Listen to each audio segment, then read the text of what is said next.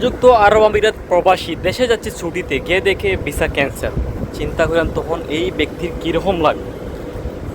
প্রবাসী কল্যাণ মন্ত্রী আরিফুল হক সাহেবকে 3 মাস আগে সাংবাদিকরা প্রশ্ন করেছে, দুবাইয়ে ভিসা সংকট, ভিসা অনেকের লাগছে না, ভিসা ট্রান্সফার হয়ে যাচ্ছে, ক্যান্সেল হয়ে যাচ্ছে, এবং কি এই মুহূর্তে অ্যাট দ্য সেম টাইম এসেও 3 মাস পরে এসে এখন যারা দেশে ছুটিতে যাচ্ছে, যাদের ভিসা আছে তাদের ভিসা ক্যান্সেল হয়ে যাচ্ছে অটোমেটিকলি। চিন্তা করেন কি সমস্যা চলছে। 3 মাস আগে সাংবাদিকরা প্রশ্ন করেছে আর মন্ত্রী বলছেন এটা মন্ত্রী সাংবাদিকের উল্টা জারি দিচ্ছে।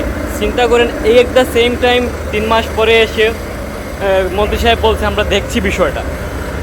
মানে এরা দেখতেই থাকবে, কিন্তু এইদিকে হাজার হাজার লাখ লাখ মানুষের ভিসা ক্যান্সেল হয়ে যাচ্ছে, এবং কি মানে একটা অনিশ্চিত জীবন পার করে যাচ্ছে, যেখানে রাতে ঘুম নাই, কিছু নেই। তো এটা যদি দ্রুত সমাধান না হয় কিন্তু খালি হাতে অনেক প্রবাসীরা দেশে যেতে হবে।